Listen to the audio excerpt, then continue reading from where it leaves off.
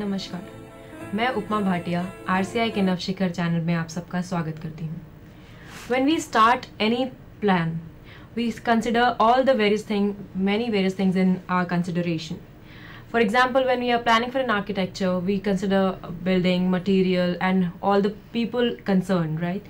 So, same way when we start a curriculum, or when we start thinking about planning a curriculum, we consider basically and mainly the need of children into the consideration. So we have with us today Mr. Dattatreya Rai, who is rehabilitation therapist in NIMH MSEC New Delhi, with us to discuss our today's topic, that is curriculum planning for mentally retarded children. Welcome, sir. अगर आप हमारे expert से कोई भी सवाल पूछना चाहते हैं या कोई भी राय लेना चाहते हैं तो आप कॉल कर सकते हैं हमारे टोल फ्री नंबर पर जो है 1800112008. हमारा फ़ोन नंबर है 26511613. हमारा फैक्स नंबर है 26511609. आप अपने सजेशंस या फिर टॉपिक ऑफ डिस्कशन हमें मेल भी कर सकते हैं. हमारा ईमेल आईडी है rehabstd, that is rehabstd@ndc.vsnl.net.in. अधिक जानकारी के लिए आप लॉग ऑन कर सकते हैं हमारी वेबसाइट पर जो है rehab council, that is rehabcouncil.nic.in. तो आइए जानते हैं कि बेसिकली किन बातों को ध्यान में रखकर हम जब किसी भी मेंटली रिटार्डेड बच्चों के लिए या फिर किसी भी तरीके के बच्चों के लिए प्रोग्राम प्लान करते हैं, तो करिकुलम प्लान करते हैं, तो हम किन किन बातों को ध्यान में रखते हैं. नमस्कार. Today I am here to share my views on curriculum planning for children with mental retardation. It is not that all of a sudden we start any teaching to the children with mental retardation. However, we need to have a plan well in advance for such children. So our today's discussion will be about planning for the curriculum. Let's see. Introduction to curriculum planning. A primary purpose of special education is to help students with disabilities lead successful and personally fulfilling lives now and in the future. Curriculum for students with mental retardation should be designed to prepare students to function as independently as possible in an integrated society. This curriculum should include a broad range of skills and be chronologically age appropriate and useful to the learner. Such a curriculum fosters the development of skills that increase autonomy, encourages constructive co-dependence, and nurtures problem solving in the home, school, community, and workplace. As we can see, the main aim of special education is to make the child with special needs independent in his daily life. And it all depends on how good we are at assessing that child. So curriculum is basically how we can assess the child and we can know about his abilities as well as disabilities. We are very sure of what the child has and what the child has limitations. We should be aware of both these things. Then only we can plan for the teaching of the child. And our whole curriculum also is dependent on broader areas of development such as any legislations. Right now we have a Right to Education Act. So it is not that our curriculum planning should be independent of such legislation or any social forces. If the government plans to include all the children including our child with special needs in the curriculum, so we need to have a ready-made plan for them also. So let's see at the other part of discussion. The nature of individuals, the focal point around which decisions about curriculum can be made is the nature of individual. The curriculum is also a set of suggestions to the teacher about how to take advantage of present opportunities, worthwhile growth for each student in the long run. So the main part of curriculum is the individual. Here it is the child with special need. So the best part is we have to know that child with special need in detail. We must assess the child with special tools, educational tools and other therapeutic tools, so that we are well aware of limitations of the child, and so that we can also plan for better abilities, so that the child may in future learn about the special skills. And if the child has any behavior problem, we should also have a plan for reducing those behavior problem in future. So in a curriculum we have to plan for increasing desirable behaviors and decreasing undesirable behaviors or behavior problems also. And he may also have any secondary problems like any visual impairment or any hearing impairment, along with mental retardation. So those deficits may also have an additional impact on the development of the child. So we need to have we need to utilize those time, and we must take advantage of this time to assess the child in great detail. We must know about his abilities as well as the disabilities of this child. Before planning any curriculum, we should have all these details. Exactly. Because if we start an haphazard teaching, maybe we will not go anywhere after the passing of 3 months or say another year also. So we need to have a blueprint of teaching well in advance before teaching to the child with special need. So according to this, every child will have separate curriculum, right? Exactly. And it is very unique, especially if we are dealing with children with mental retardation. It is especially unique, so that abilities of a single child may not be matching with abilities of another child. He may have separate limitations and abilities also, and it is significantly different from the other child. So it is well said that in case of a child with mental retardation, it is called as a individualized education plan. So no two educational plans of child with mental retardation are same. So group teaching may not be like possible. It is possible, but for certain skills, especially social skills, but there is more of individualization when we talk of children with mental retardation. They have a separate set of limitations, they have separate set of unique abilities, they have separate set of learning modalities. So all these uniqueness are more observed in case of child with mental retardation. Exactly. Foundations of curriculum planning: social forces or legislations, knowledge about the subject, knowledge about human growth and development, knowledge of learning as a process, knowledge of technology. These are the certain foundations of curriculum planning. Foundations means we need to have knowledge of all these 5 factors before planning the curriculum for the child. Social forces, as we can see, the recent most example is Right to Education Act. So these are certain legal limitations on the school or the individual to teach the child with special need in a certain way, and whom to include in the education and whom not to include. So there are certain legal implications for this. Social forces, as we can see, earlier it was more of institutional care, wherein the child with mental retardation was made to have in institutional care, like residential hostels, things like that.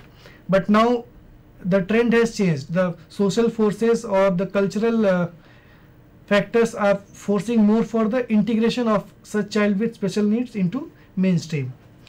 Then we need to have knowledge about the subject. After all, a teacher cannot make the curriculum for a child with mental retardation without having knowledge of special education. He needs to have a concept of various teaching tools, teaching techniques and various behavioral technologies that may be used for teaching child with mental retardation. So one need to have the knowledge about the subjects. Our subject here is special education. Then the teacher also need to have knowledge of human growth and development. We are very well aware of critical periods in the development of child. So the teacher, if he or she is well aware of critical periods, or the critical periods are All the certain developmental milestones, as well as critical ages during which a specific area of the child Has to be has to be developed. Say for example 3 years. So speech development is maximum around 3 years. So all our efforts has to be more so in at the age of 3 years. After 3 years also we should try for the language development of the child, but if we miss that 3 years age, so it has a greater implication on the child development, language development, and it will be Speech very development. hard to teach the child any language skills. The knowledge of learning as a process. Every child has a unique learning modality. Some may be very good visual learners, so that they may be learning by reading only and by seeing the diagrams of those objects. However, at the same time, different other students may be good auditory learners. They will be remembering things and learning skills by listening to activities.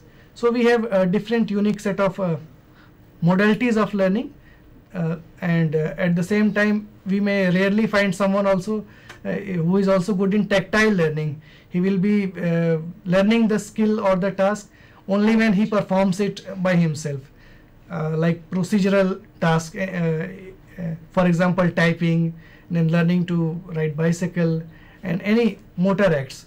So these are example of tactile learning things. So for learning simpler things also we have differences, unique differences. Our one student may be good in visual learning, so our effort should be more to give him visual information. Another student may be good in auditory learning, so we have to plan our lesson so that he may get more of auditory inputs, and then we also may have certain tactile learners, so we need to have activity planned for them. And it is not that they all these modalities are watertight compartments, but we have to uniquely observe this child, that which modality suits this child to a greater extent, and we may use combination of 2 or more of such modalities to make our message more clear to the child with mental retardation. So like in the regular term we say that holistic development of the child is the main criteria, like we Exactly. focus that only. So how we consider holistic development in the planning the curriculum for mental retarded children? We can see that if we compare curriculum for child with mental retardation and we compare the child with normal intelligence, so if we compare both these curriculums, a child with mental retardation have only one subject, that is special education. Herein we deal with many behavioral repertoire or domains, such as activities of daily living, communication, academic, occupational, pre-vocational skills, and domestic or then recreational skills also. Whereas in normal curriculum it is not like that. They have separate watertight compartments like maths, Hindi, English, or such subjects. So development in maths or the progress made by child in a specific area, say maths, is independent of progress made by him in Hindi or English, for example. But it is not the case when we talk of our child with mental retardation. The development made by our child in with mental retardation in motor area is also have certain implications when it comes to developments in social areas, because if the child is not very active in motor skills, like he has very significant limitations in going out of the home, or he has significant limitations in manipulations or finger dexterities, such concepts, so definitely it will be having an impact on socialization of the child.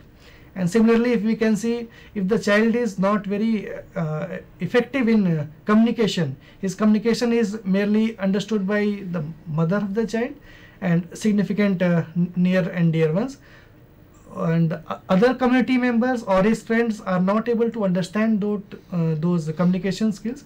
So maybe this limitation or this deficit in communication will have a greater implication for the socialization of the child. He will not be able to communicate to the other his friends or colleagues what are his needs, what he wishes to share with them, or what are his emotional status, things like that, that usually children do share with other friends. So Okay. So like when we talk about children with mental retardation, all the areas are very connected with each other, right? yeah. So we cannot move in alone, like if we are talking about social development. So we are concentrating only on social development, leaving all other aspects. We cannot do that. We cannot do that. Like one factors is has definitely an impact on other factor, and moreover we have to plan our activities in such a way that by doing one task, the development of other areas are also affected. Okay, so we Like, plan accordingly. Yeah. Like if we are teaching a concept of color, so we can always teach that color concept in a group situation wherein the child may improve upon communication skills, social skills by sharing, and he can also have motor concepts of grasping, holding, and throwing the ball, things like that. So by doing one area, by doing our intervention in specific area, we can have developments is in all the three domains of the child. So we must look at significant, a little focus on Right to Foundations, Education Act. yeah. Just as we have discussed in the past, that we need to have knowledge of social forces or legislation. Right to Education Act is relatively new concept here, so we must see a glimpse of what is Right to Education Act. Right to Education Act 2009. Right to Education Act 2009, the Right of Children to Free and Compulsory Education Act has come into force from 1st April 2010. Every child in the age group of 6 to 14 years will be provided 8 years of elementary education in an age appropriate classroom in the vicinity of his or her neighborhood. Key benefits. Right to education has been a part of directive principles of state policy under Article 45 of the Constitution, which is part of Chapter 4 of the Constitution, and rights in Chapter 4 are not enforceable. For the first time in the history of India, this right has become enforceable by putting it in Chapter 3 of the Constitution as Article 21. This entitles children to have right to education enforced as a fundamental right. So, right to education, though it will have debates and so on in the near future, but right to education has a significant implication for the as far as curriculum planning is concerned. The key benefit is it has been moved from directive principle of state policy to fundamental rights. So difference between these two policies are very clear. Directive principles of state policy cannot be challenged in any court of law, but Article 21 is right to life.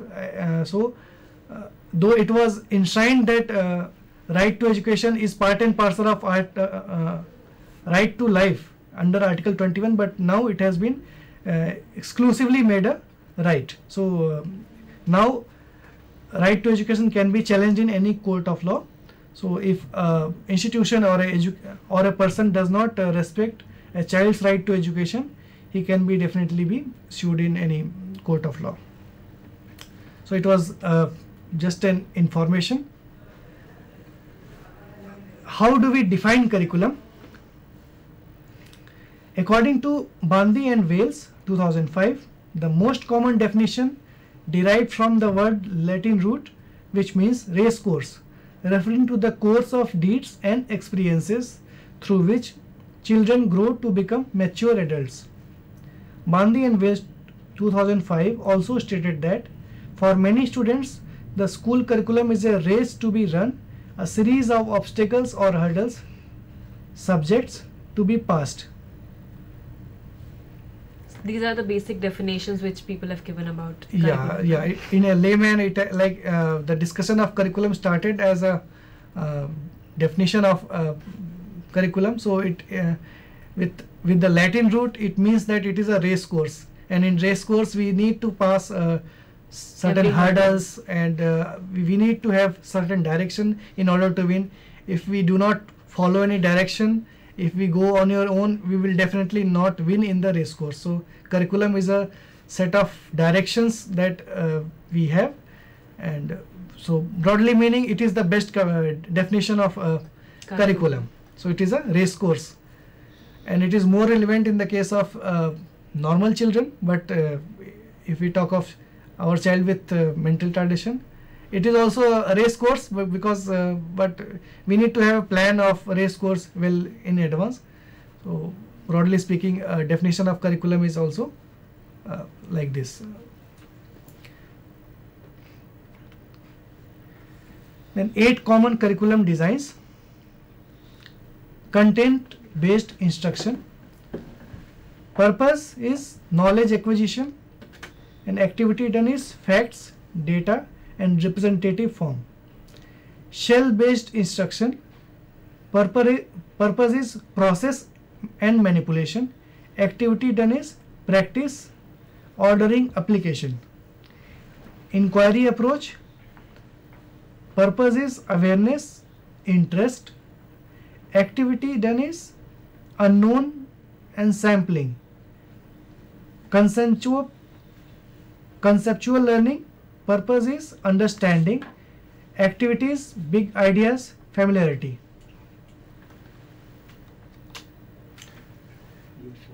Interdisciplinary learning.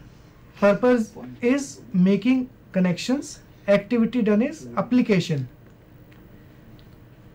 Cooperative learning. Purpose is coordinating social skills. Activity done is group work. Problem solving. Purpose is applying skills. Activity done is current events. Critical and creative thinking. Purpose is construction of new forms. Activity done is model building and imagination. So, according to, as we see here, these are all basic fundamentals or basic parts which we consider before planning any curriculum, right? And these are themes around which any curriculum should have the focus. Like each teacher uses in his teaching many sets of activities, but what are the logic behind using those sets of activities? So these 8 themes are revolving around those concepts. Like if the teacher is using group work, so what theme she is actually following, and out of these 8 themes, the teacher need to have knowledge of all the 8 themes in order to plan her activities. So we will discuss each theme bit by bit. So we should look at the first theme, content based instruction. The purpose of content based instruction is knowledge acquisition. Activity done is facts, data and representative form. Like if we teach our child with mental retardation concept of color or concept of shape, size, then any specific geometric designs, so these all concepts are content based instructions. Each child need to have certain facts. Facts cannot have any logic, like if triangular shape is like that, so we have to teach the child about triangular shape in that way only. We cannot transform triangle into a different shape. So the colors, shapes, numbers, all these teachings are based on content based instruction. Second, So for this, basically, we are considering all the conceptual things which we consider. Like if we are teaching colors and shapes, so we need to consider that only in according to that we plan our activities, right? Yeah. More of a content based, and then the concepts basically. If we talk of concepts, the concepts are basic in nature. We cannot change those concepts. Like color concept, you cannot some other day teach that green color is red color, or so. These concepts are content, but we have to learn those concepts as they are. We cannot change those concepts. Then our second curriculum design is shell based instruction. It is the purpose of shell based instruction is process manipulation, and activity done is practice, ordering, application. When we teach the child how to do finger or block printing, for that example, we are actually providing the child with opportunities of manipulating those objects and practicing those skills. Or if we are teaching the child to weave while making any mattress or the carpets, the child is actually practicing those skills. So we need to have that design also in mind when we teach the child with mental retardation. So we need to have such skills. Okay, sir. So, like in first, we were talking about content. So basically, content is considered in the first curriculum design, and in the second curriculum design, skills are basically the more focused area, and we revolve all the activities, or we plan activities according to the skill we want to teach to the child. We'll continue with this after a short break.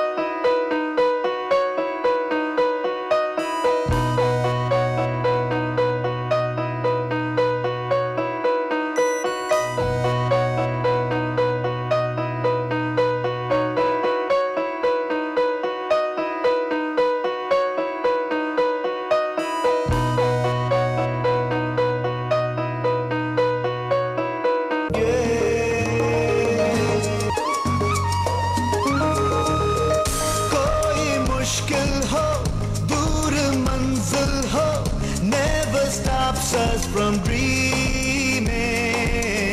हारता है वो हार माने जो. We are what we believe in. हम धरती को अंबर से मिला दे. हम उड़ सकते हैं उड़कर दिखा दे. हम छू ले सितारों को.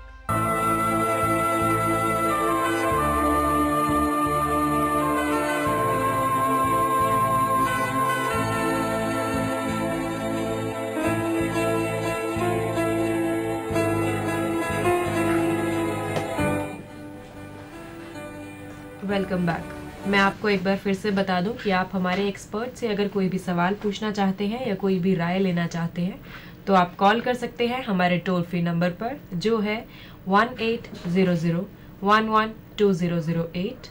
हमारा फ़ोन नंबर है 26511613 और हमारा फैक्स नंबर है 26511609। आप अपने सजेशंस या फिर टॉपिक ऑफ डिस्कशंस हमें मेल भी कर सकते हैं। हमारा ईमेल आईडी है rehabstd, that is rehabstd@ndc.vsnl.net.in। अधिक जानकारी के लिए आप लॉग ऑन कर सकते हैं हमारी वेबसाइट पर, जो है www.rehabcouncil, that is rehabcouncil.nic.in। तो हम बात कर रहे थे हमारे करिकुलम के बारे में कि किस तरीके से कौन कौन से बेसिक फाउंडेशंस हैं हम जिसको ध्यान में रखकर हमारा करिकुलम डिज़ाइन करते हैं। उसके बाद हम डिस्कस कर रहे थे करिकुलम डिज़ाइंस के बारे में कि अलग 8 तरह कौन कौन से अलग तरह के करिकुलम डिज़ाइंस होते हैं। हमने डिस्कस किया था कंटेंट बेस्ड इंस्ट्रक्शंस के बारे में, जो कि हमारा पहला करिकुलम डिज़ाइन था, और स्किल बेस्ड इंस्ट्रक्शंस के बारे में जो हमारा सेकेंड करिकुलम डिज़ाइन था। अब हम बात करेंगे इंक्वायरी बेस्ड इंस्ट्रक्शंस के बारे में। हम इंक्वायरी बेस्ड करिकुलम डिज़ाइन के बारे में डिस्कस करते हैं। इंक्वायरी बेस्ड करिकुलम डिज़ाइन इसलिए बना है क्योंकि ज़रूरी नहीं है कि हर बच्चा वही सीखे जो उसको टीचर सिखाना चाहे। उसकी अपनी सीखने की स्किल है और हमने स्टार्टिंग में ही ये एजम्पशन माना है कि हमारा जो विशेष बच्चा है उसके अंदर भी बहुत सारे स्किल्स हैं, वो भी अपनी लाइफ अपने तरीके से जी सकता है। सो इंक्वायरी बेस्ड करिकुलर डिज़ाइन में हम हमारा जो पर्पज़ है वो क्रिएटिविटी को डेवलप करना हमारा एक पर्पज़ होता है, और इसमें ऐसी एक्टिविटीज़ होती हैं कि बच्चे को हम मैनिपुलेशन के लिए छोड़ दें। बच्चा किसी भी स्किल को या किसी भी टास्क को खुद से महसूस करे। जैसे हम बच्चे को अगर किसी हिस्टोरिकल मॉन्यूमेंट के बारे में बताते हैं तो हमारा बताना एक अलग बात है। हम उसको किसी भी हिस्टोरिकल मोमेंट्स के बारे में जानकारी दे रहे हैं कि अमुक आदमी ने इस सन में ये हिस्टोरिकल मॉन्यूमेंट बनाया था, और लेकिन अगर ये बच्चा खुद उसको फील करे, जाके उस इन्वायरमेंट में जाके वो रहे, जो उन्होंने बनाया था उनको अप्रिशिएट करे, देखे, तो ये एक इंक्वायरी करिकुलम का डिज़ाइन है। तो और दूसरी करिकुलम के डिज़ाइन के बारे में हम और देखते हैं। कंसेप्चुअल लर्निंग, इसका पर्पस होता है समझना, और एक्टिविटी होती है बड़े आइडियाज़ बताना, फैमिलियरिटी। जब भी हम कोई भी कॉन्सेप्ट की चीज़ें बताते हैं जो कि मोस्टली 3 डायमेंशनल चीज़ें नहीं होती हैं, जैसे हम जस्टिस की बात करते हैं तो जस्टिस को हम फ्लैश कार्ड पे शो नहीं कर पाएंगे, या हम एस्थेटिक सेंस की बात करते हैं, सुंदर कौन है, थोड़ा सा कम सुंदर कौन है, गंदगी क्या होती है, ये चीज़ें फ्लैश कार्ड पे अंकित करना बहुत मुश्किल है। हम एक आध एग्जाम्पल ही बता पाएंगे। तो ऐसी चीज़ों को हम अगर कंसेप्चुअल लर्निंग के डिज़ाइंस के थ्रू करें तो हम बेहतर बता पाएंगे। हमारा नेक्स्ट करिकुलर डिज़ाइन है इंटरडिसिप्लिनरी लर्निंग। इसका पर्पस होता है कनेक्शंस बनाना, और एक्टिविटी होती है एप्लीकेशन। मोस्टली यही curricular design the child with special needs में यूज़ होती है, क्योंकि बहुत सारे एक्सपर्ट्स जो हैं वो ऐसे विशेष बच्चे के साथ काम करते हैं। तो जैसे हमने पहले भी डिस्कस किया था कि किसी भी एक डोमेन में डेवलपमेंट है वो दूसरे डोमेन में डेवलपमेंट के इंडिपेंडेंट नहीं है, कोई भी वाटर टाइट कंपार्टमेंट्स नहीं है। तो हम अगर ये अप्रोच फॉलो करते हैं तो हम ये बच्चे को बहुत अच्छे से सिखा सकते हैं कि आपका एक क्षेत्र में जो विकास है वो दूसरे क्षेत्र में विकास से जुड़ा हुआ है। सपोज करिए अगर हम बच्चे को नंबर कॉन्सेप्ट सिखा रहे हैं तो इस क्षेत्र में उसका विकास बहुत ज़्यादा जुड़ा हुआ है प्री वोकेशनल स्किल्स में, एडिशन से या सब्ट्रैक्शन अगर हम सिखा रहे हैं बच्चे को, जोड़ घटाना सिखा रहे हैं, रुपए पैसे का हिसाब सिखा रहे हैं या रुपए को पहचानना सिखा रहे हैं, तो ये दोनों क्षेत्र में जो उसका विकास है वो बहुत एक दूसरे से जुड़ा हुआ है। सो इंटरडिसिप्लिनरी अप्रोच जो है करिकुलर डिज़ाइन की अगर हम फॉलो करते हैं तो भी हमें बच्चे के विकास में बहुत सहायता मिलती है। हमारा नेक्स्ट करिकुलर डिज़ाइन है कोऑपरेटिव लर्निंग, जिसका पर्पस है एक दूसरे में सामंजस्यता लाना। ग्रुप वर्क के द्वारा ये सिखाया जा सकता है। जब हम सोशल स्किल्स बच्चे को सिखाते हैं, स्पेशली छोटे बच्चे में जब हम सोशल स्किल्स की ट्रेनिंग देते हैं, यूजुअली जब एक 6 साल का बच्चा एक स्पेशल स्कूल में आता है तो उसके अंदर बहुत सारी बिहेवियर प्रॉब्लम्स होती हैं। वो इनअटेंटिव होता है, दूसरे से शेयर करना उसको पसंद नहीं होता है। तो इन सारी बिहेवियर प्रॉब्लम्स के साथ बच्चा अगर आता है तो उसको एक रिजेक्शन का माहौल मिलने के चांसेस ज़्यादा होते हैं अपने पीयर ग्रुप से या अपने स्कूल से, अपनी कम्युनिटी में।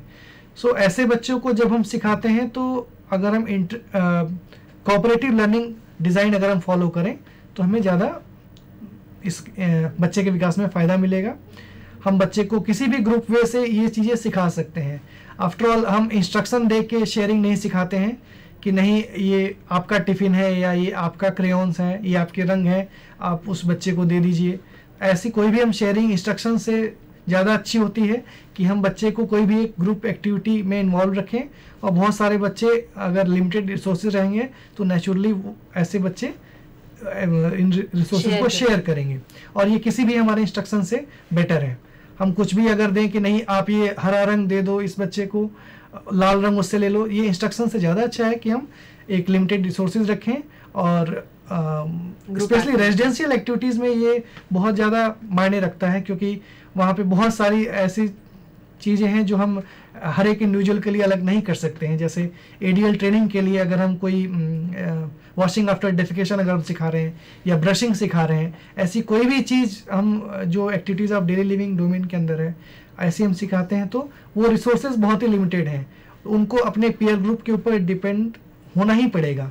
तो अगर हम ऐसे एक्टिविटी में बच्चे को इन्वॉल्व रख सकते हैं तो ऑटोमेटिकली इस बच्चे में सोशल स्किल्स आ जाएंगी। सोशल स्किल्स का मतलब है डिज़ायरेबल बिहेवियर जो हम बच्चे से उम्मीद रखते हैं, जैसे शेयरिंग का है या सोशल स्माइल का है, अटेंटिव लिसनिंग का है, ग्रूमिंग स्किल्स हैं। ये सारी चीज़ें हम अगर ये करिकुलम डिज़ाइन फॉलो करेंगे तो हम इजीली सिखा सकते हैं बच्चे को। सर तो कोऑपरेटिव जो लर्निंग है वो बेसिकली सोशल स्किल्स के लिए ही हम यूज़ करते हैं मोस्टली। जी जी।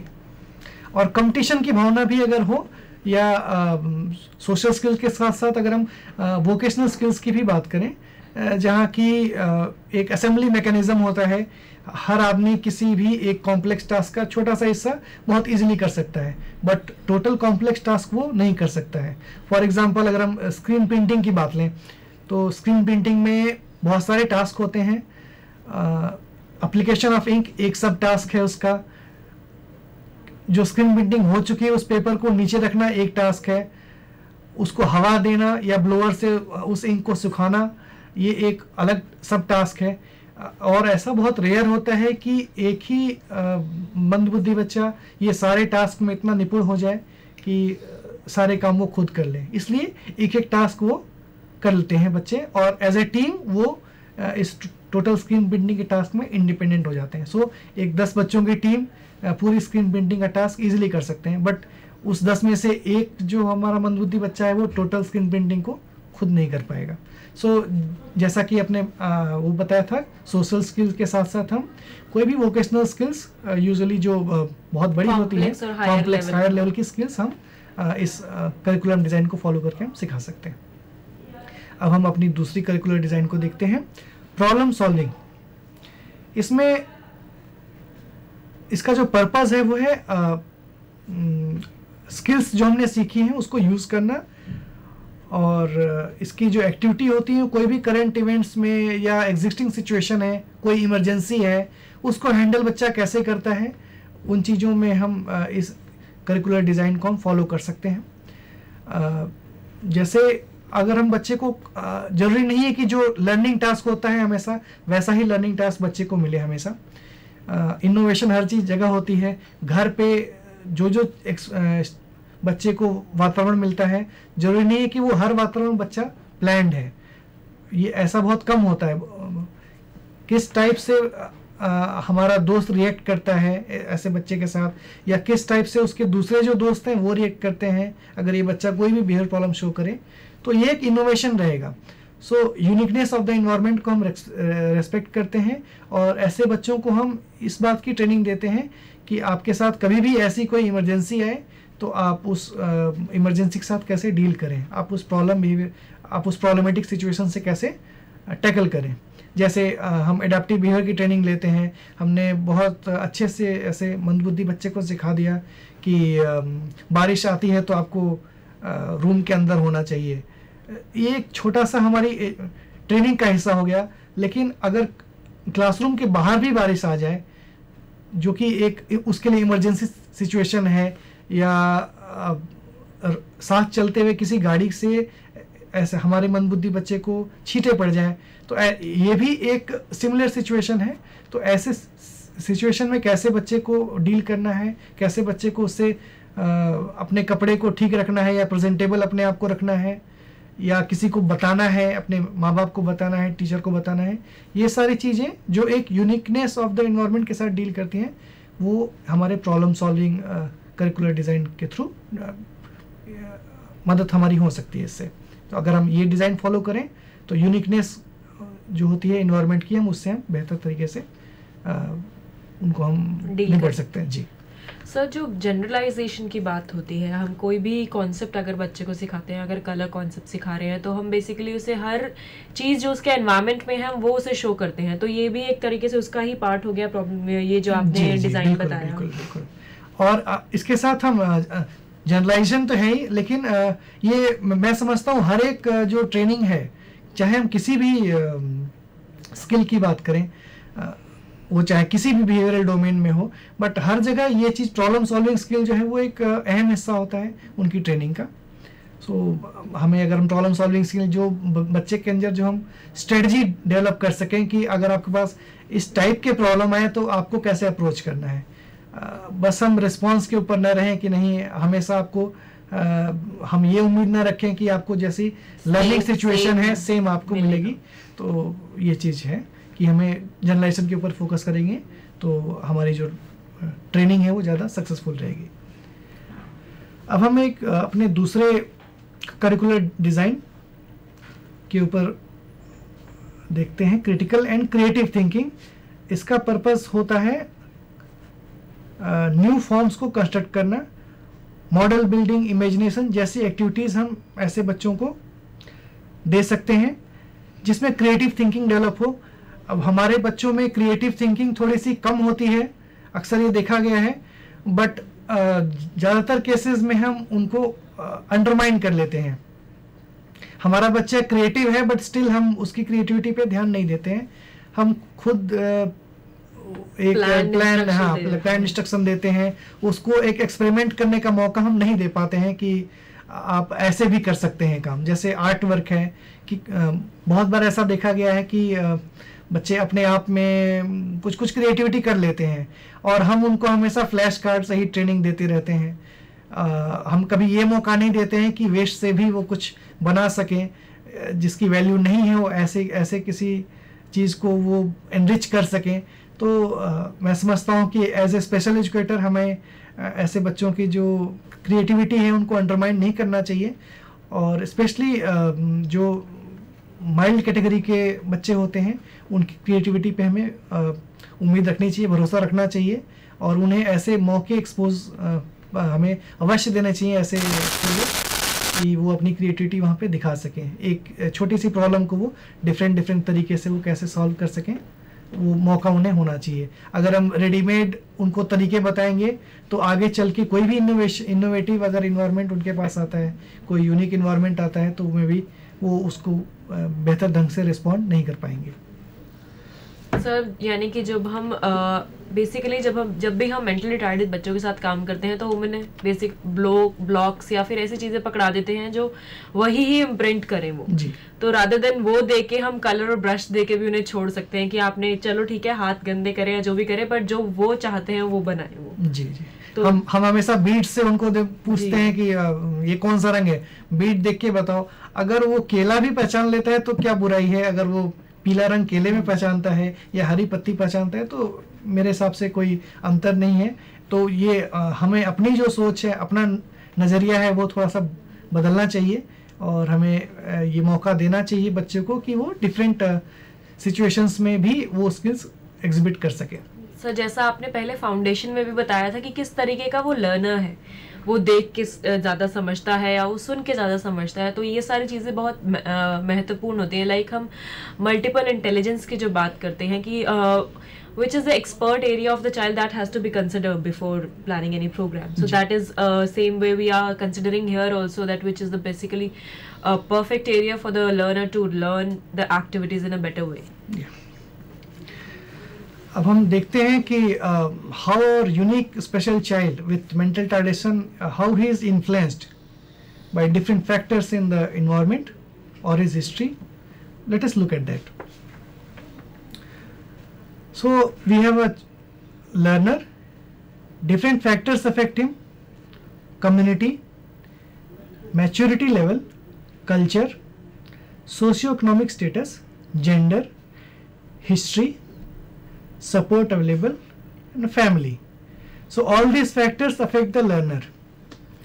Community, usually कुछ communities ऐसी होती हैं जो एक्सपोजर को परमिट नहीं करती हैं, कोई भी यूनिकनेस को वो फेवर नहीं करती हैं. उनका एक सेट क्राइटेरिया होता है कि आपको इस क्लास तक एजुकेशन करनी है या इस उम्र के बाद ही आपको एजुकेशन करना है. इस उम्र के बाद एजुकेशन करना है का मतलब ये हुआ कि आपने जो स्पेसिफिक क्रिटिकल पीरियड्स होते हैं लर्निंग के वो आप मिस कर गए. अगर सपोज करिए बच्चा जब मजबूत हो जाए तब पढ़ने जाए, इसका मतलब ये हुआ कि बच्चा 8-10 साल के बाद स्कूल में जाएगा और 8-10 साल की उम्र तक होते होते, जैसे हमने पहले भी डिस्कस किया था कि जो क्रिटिकल पीरियड्स ऑफ इंटरवेंस होते हैं 3 साल के पीरियड, या ऐसे हर एक डोमेन का एक स्पेसिफिक स्पर्ट पीरियड होता है जिसमें डेवलपमेंट बहुत तेज होता है और हमें हल्की सी स्टिमुलेशन अगर हम देंगे तो मे बी उसका असर हमें ज़्यादा आसानी से दिखेगा.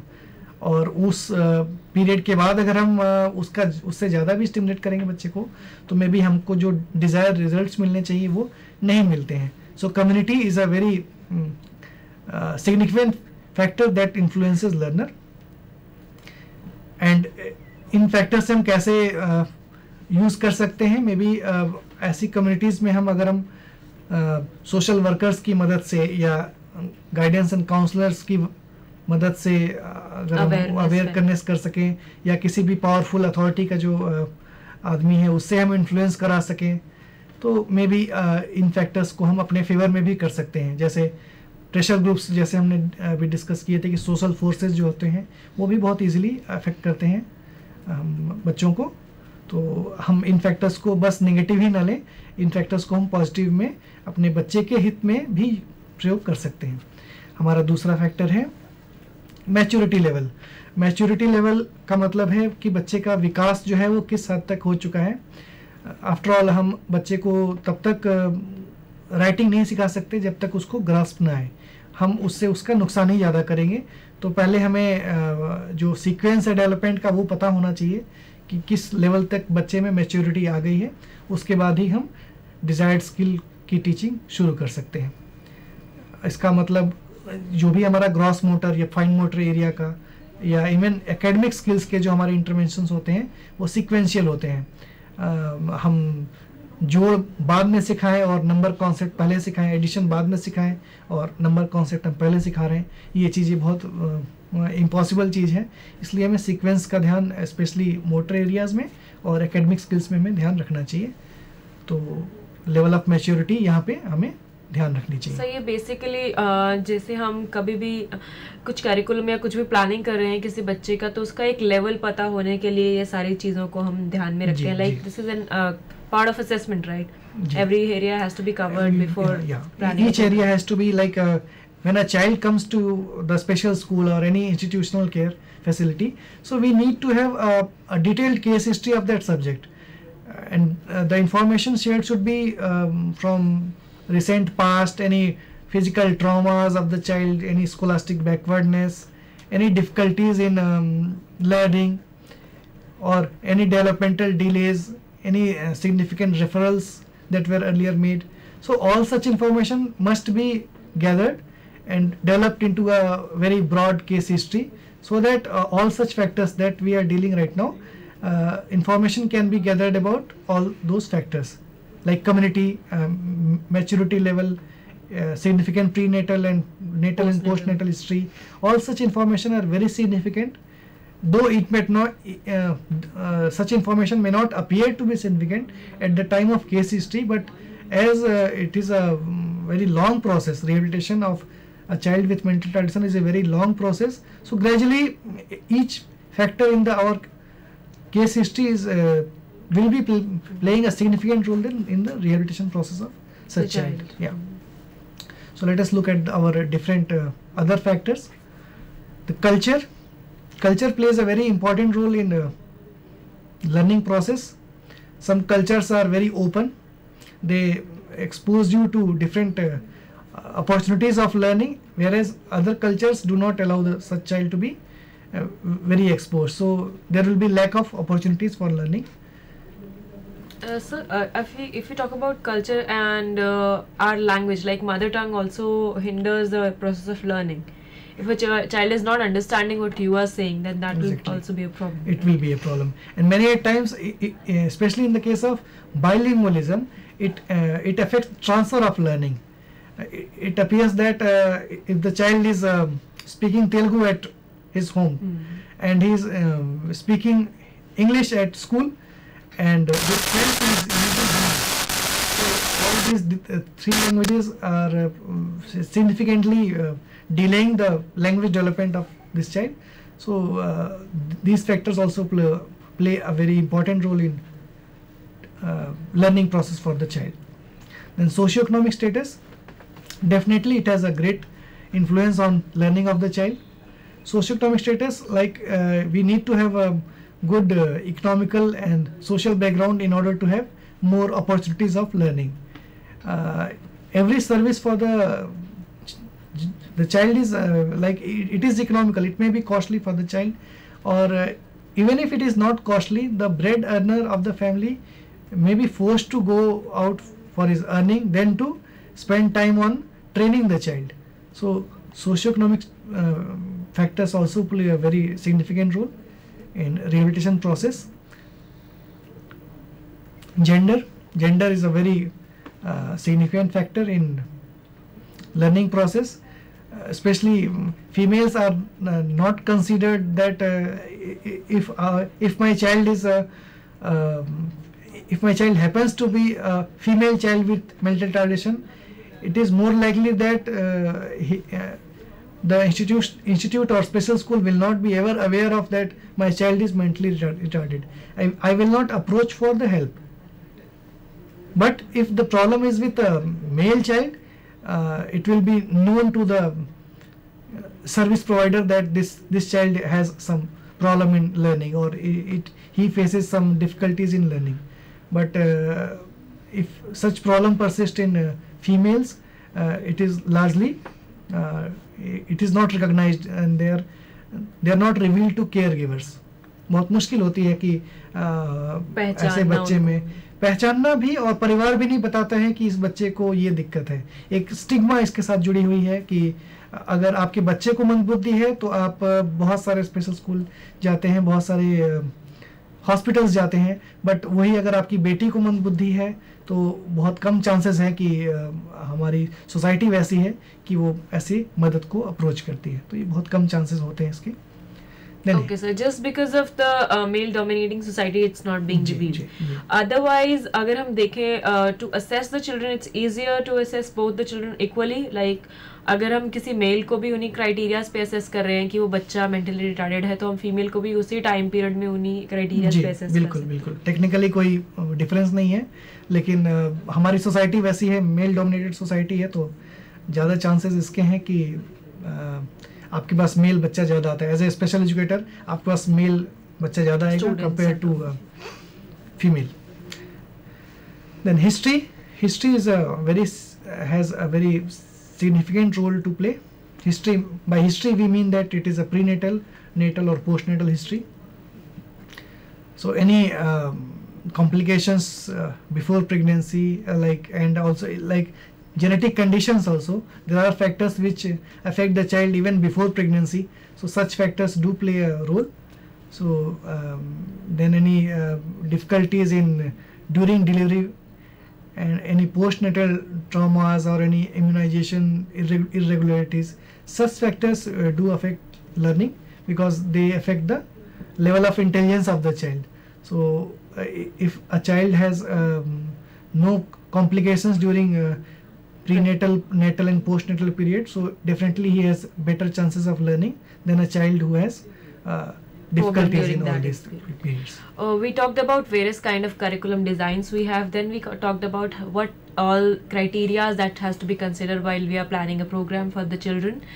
What all areas that affect the learning of the child, like community we talked about. Then we talked about the culture of the child and the social economic status of the child. We'll continue with this after this short break.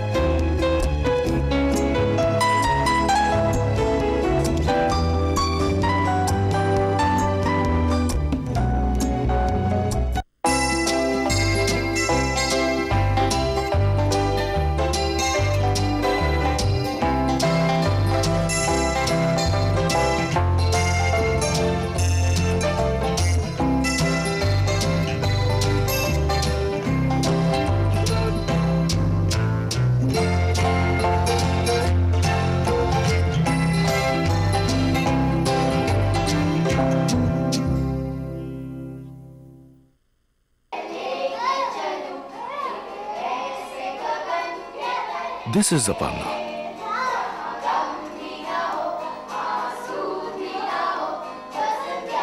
She loves chess and Shah Rukh Khan. Her best friend is Swati.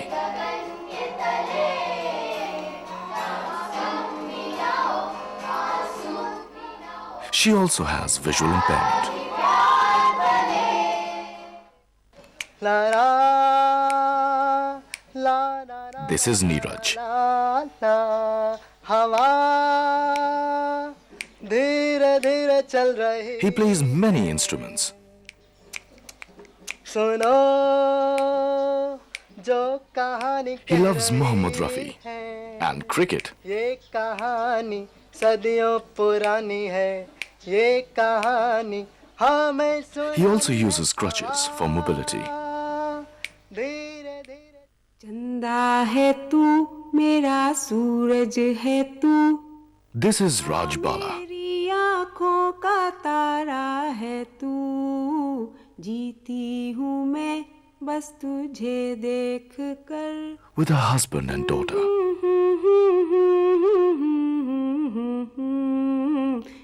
She loves cooking and watching TV. सूरज है तू आ मेरी आँखों का तारा है तू She also has cerebral palsy.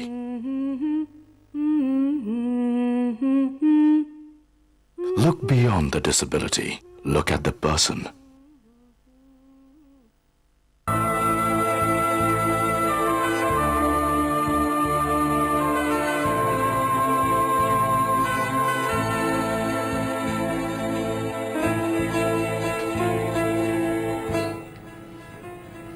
Welcome back.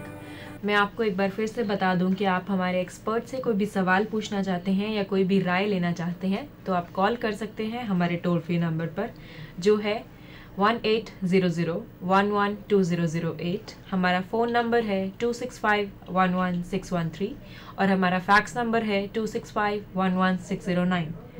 आप अपने suggestions या फिर टॉपिक ऑफ डिस्कशंस हमें मेल भी कर सकते हैं। हमारा ईमेल आईडी है rehabstd, that is rehabstd@ndc.vsnl.net.in।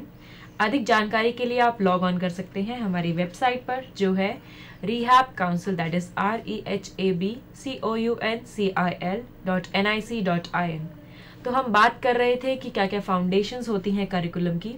उसके बाद हमने जाना कौन कौन सी डिज़ाइंस हम रखते हैं दिमाग में जब हम किसी भी करिकुलम को प्लान करते हैं, या फिर कौन कौन सा स्किल सिखाने के लिए या कॉन्सेप्ट सिखाने के लिए कौन सा बेस्ट डिज़ाइन रहता है हमारे करिकुलम का। उसके बाद हम बात कर रहे थे कि एक लर्नर को या फिर हम किसी भी बच्चे के बारे में, जब हम एक बच्चा हमारे पास आता है तो हम उसको असेस करने के लिए या फिर उसकी केस स्टडी होने के लिए हम कौन कौन से एरियाज़ को कवर करते हैं, जिसमें से हमने कम्युनिटी, सोशल इकोनॉमिक स्टेटस और ऐसे ही कई एरियाज़ के बारे में जाना। आइए इनके बारे में और जानते हैं। सो हम देखते हैं कि फैमिली के साथ साथ और भी बहुत सारे ऐसे फैक्टर्स हैं, जैसे फैमिली और सपोर्ट के बारे में हम थोड़ा सा विस्तृत तौर पे जानेंगे। ऐसे बच्चों की फैमिली अगर सपोर्टिव नहीं है तो एक्सपोजर होने के चांसेस बच्चे को कम होते हैं। अगर फैमिली बहुत ओवर प्रोटेक्टिव है तो बहुत कम चांसेस हैं कि वो ऐसे बच्चे को लर्निंग के लिए एक्सपोज करेगी, या ऐसे बच्चे को सीखने का मौका ऐसी फैमिली बहुत कम देगी। मैक्सिमम जो बिहेवियर मॉडिफिकेशन प्लान्स फेल होते हैं उसका एक मेन रीज़न ये होता है कि फैमिली में सारे लोग जो हैं वो इन्वॉल्व नहीं होते हैं। आप अपनी बेस्ट स्किल यूज़ करके एक बहुत अच्छा बिहेवियर मॉडिफिकेशन प्लान बना दिया और अपने बच्चे की माँ को ये प्लान समझा दिया, बट चूँकि वो जॉइंट फैमिली है और सबके अपने अपने तरीके हैं बच्चे के साथ रहने के, तो डील करने के, तो आपने बच्चे की माँ को सिखाया कि जब भी बच्चा टेंट्रम्स करे तो आपको उसके ऊपर ध्यान नहीं देना है। बहुत अच्छी टेक्निक आपने बताई है, इग्नोर करना या एक्सटिंक्शन है, बट घर के जो बाकी सदस्य हैं वो सपोर्ट नहीं कर रहे हैं या उस बात को सीरियसली नहीं लेते हैं, तो आपका जो बिहेवियर मॉडिफिकेशन प्लान है जो टेम्पर टेंट्रम्स को ठीक करने के लिए बना है वो यहाँ पे फेल हो जाएगा। इसलिए फैमिली का सपोर्ट बहुत ज़रूरी है। फैमिली के साथ साथ हमें ये भी देखना है कि फैमिली का इकोनॉमिक लेवल क्या है, वो किस हद तक बच्चे को सपोर्ट कर सकते हैं। कोई अगर एडिशनल इक्विपमेंट्स की ज़रूरत है तो इकोनॉमिकली वायबल ऑप्शन उनके लिए वो रहेगा या नहीं रहेगा। फैमिली में नंबर्स ऑफ पर्सन्स वो कितने हैं, कहीं ओवर क्राउडेड तो नहीं है, या एकदम कम अगर बच्चे हों तो भी हमें ये देखना है कि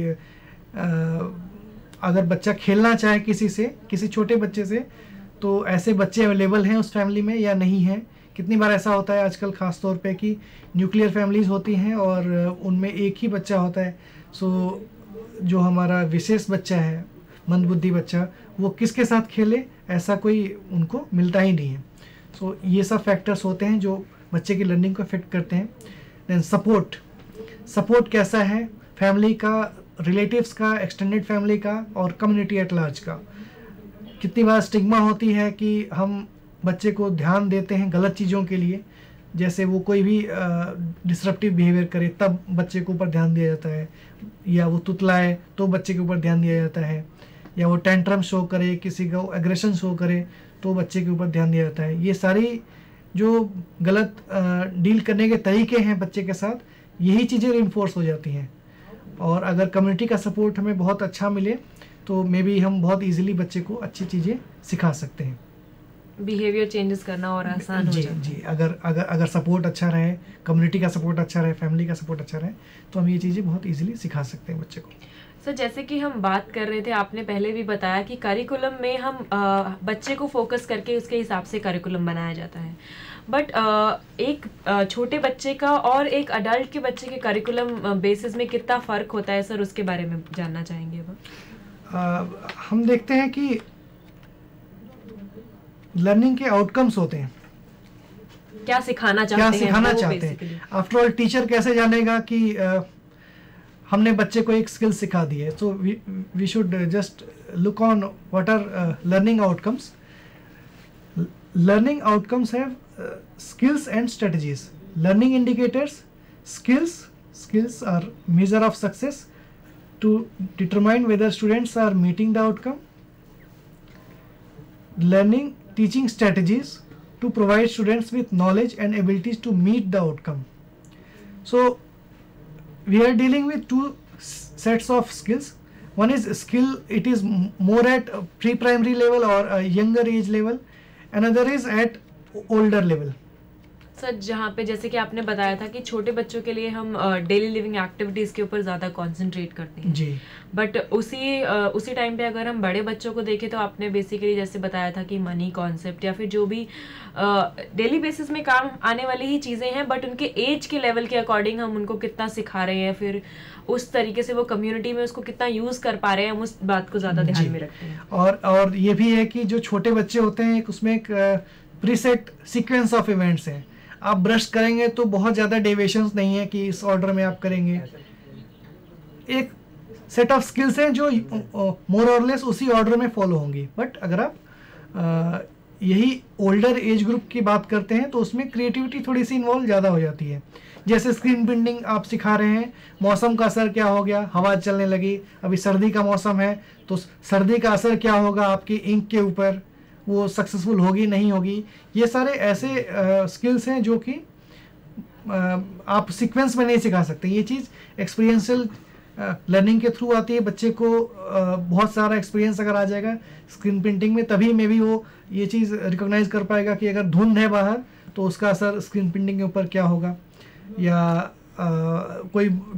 अगर किसी सहपाठी का मूड ऑफ है, वो झगड़ा करना चाहता है, तो ऐसे जब हालात हों तो उसे बुक बाइंडिंग का काम नहीं करना है, क्योंकि उसमें बहुत सारे शार्प एजेस होते हैं इक्विपमेंट्स में, तो may be they can damage themselves या अदर्स। तो ये सारे ऐसे इंडिकेटर्स हैं जो कि हमें एक्सपीरियंशियल लर्निंग के थ्रू हम बच्चों को सिखा सकते हैं। और यही डिफरेंस है कि हम छोटे बच्चों को स्किल्स सिखाते हैं। Skills are basically sequence of events, छोटे छोटे टास्क जो थोड़े बहुत वेरिएशन के साथ बच्चा रिपीट करेगा। और अगर बच्चा रिपीट कर लिया, इसका मतलब जो हमारे स्पेशल एजुकेटर हैं उन्होंने वो स्किल बच्चे को सिखा दी। बट यही ओल्ड एज जो या एडल्ट्स को जो हम सिखाते हैं तो उसमें स्ट्रेटजीज़ की बात करते हैं। Strategies are more of problem solving. उसमें एल्गोरिदम तो इन्वॉल्व है कि ये सीक्वेंस आपको फॉलो करना है, तभी आप डिज़ायर्ड टास्क अचीव कर पाएंगे। लेकिन उसके साथ साथ जो इन्वायरमेंट में कुछ चीज़ें ऐसी आएंगी जो अनप्लैन्ड होंगी, उनके साथ आप कैसे डील करेंगे। सो मे बी ये की डिफरेंस है दोनों में। Now we should look at 3 factors which are interrelated. They are which come first: learning outcomes for a whole program or learning outcomes for an individual course, skills, annual goals and specific objectives. all these three are interrelated, but it is not that one of them should come first and another should come later. Annual goals को हम starting में plan out करते हैं, साल के शुरू में जब हम एकेडमिक टीचिंग स्टार्ट करना चाह रहे हैं, या आपके पास नया स्टूडेंट आया है तब आप उनकी टीचिंग स्टार्ट करना है, तब आप एनुअल गोल्स बना लेते हैं. स्पेसिफिक ऑब्जेक्टिव्स आपको हर 3 महीने पे बनाना होता है, और अगर आप स्पेसिफिक ऑब्जेक्टिव अचीव कर लेंगे हर 3 महीने पे, तब जाके आप इजीली एनुअल गोल को अचीव कर पाएंगे. देखा जाए तो वो एक एनुअल गोल का है एक छोटा सा हिस्सा जी होता जी. है. और सब कुछ साइमल्टेनियस है, ऐसा नहीं है कि हमें एनुअल गोल पहले कर लेना है उसके बाद स्पेसिफिक ऑब्जेक्टिव, मतलब वो इंटररिलेटेड है एक दूसरे से हम देखा जाए तो. Now we should focus on learning outcomes. Learning outcome, at the end of training period, student will be able to do performance indicators, skills or indicators of learning strategies. They include knowledge, skills, affective or social skills, which lead to learning strategies and teaching methods. So all these things are interrelated. Skills and strategies will necessarily mean that there is change in knowledge of the child with mental retardation. There will be change in skills of child with mental retardation, and there will be social changes for good. Let's hope so. He will not learn problem behavior, but he will have more of desired behaviors. His affective side or emotional control will be better. So after a period of time, after our teaching, the skills and strategies, if we talk of skills, it is we mean that it is for younger child, and if we talk of strategies, by this we mean that it is for older child or a child who is in pre-vocational age group. So after our teaching, there must be change in knowledge of the child, the set of skills that he has, and affective or emotional component of the child and social component of the child. And all these things are related to our learning strategies and teaching methods.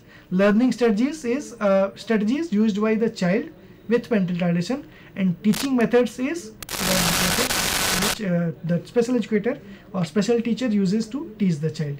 So we must look up for feedback.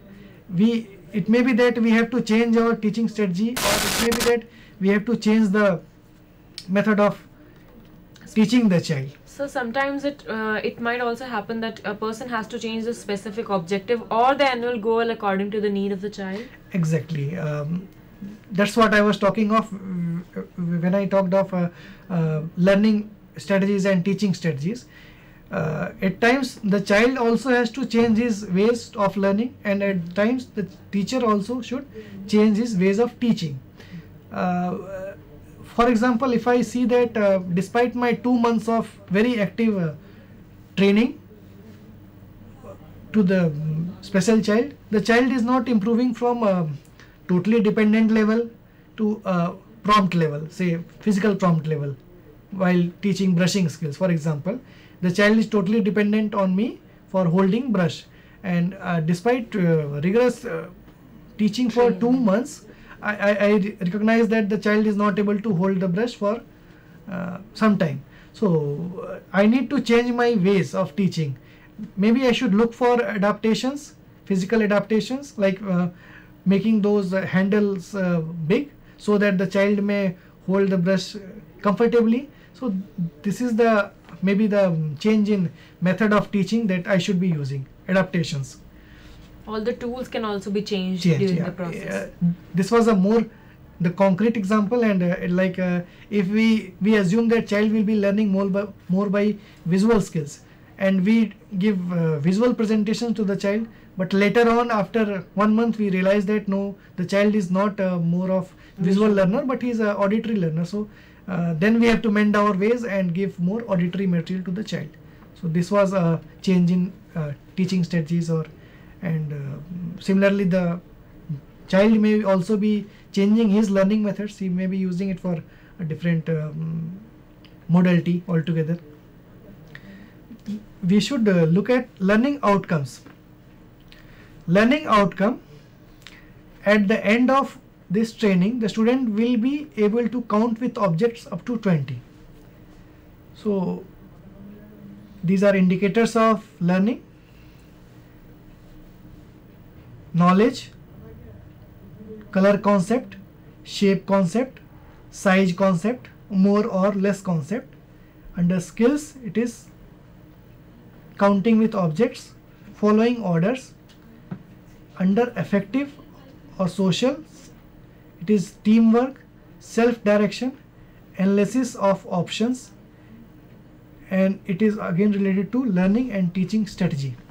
So if we look at the outcome of after a teaching, and So these are all the areas that has to be in fact, covered. we should not judge the outcome of learning only on skills. So if we are just focusing on only on skill, then maybe we are ignoring two things, like affective and knowledge component. So it is always a good idea to judge the outcome of your teaching on all the three components. When designing a curriculum, it is also helpful to think about teaching. Teaching is So as we have talked about what kind of like having a case study for the child, and then all the assessment and that has to be considered in mind. Then we talked about all the curriculum designs that has to be planned. Then we were talking about all the strategies that a teacher has to take in his or her mind after planning a program and during implementing the program. What all other factors that can make a teacher make teaching better in a particular way? See, in curriculum, three things are very interrelated, and they are like if you are good at one thing and equally bad at another thing, so outcome of all these three things, namely teaching, content, and process. So all these three things are very important to make us curriculum successful. If we plan our best curriculum but we don't have good teacher, or we have a best teacher but we hardly worry about the process of teaching, we will not be using good techniques, so our curriculum is bound to fail. So we need to have Good content. balanced and good content, and we should focus on all these three things: the teaching, process, and content of the teaching. So I will be discussing about certain teaching strategies. A very brief discussion about this, and we should look at what are the important teaching strategies that we often use with such children. To make the process more better, Yeah. and effective. Yeah. So technique, main features and application. Modeling technique. Main features of modeling are demonstration of key elements in behavior likely to prove useful to the child, usually coupled with positive feedback on successive approximations from the child. Application. It is used for learning deficiencies of all kinds and the vicarious extinction of fears.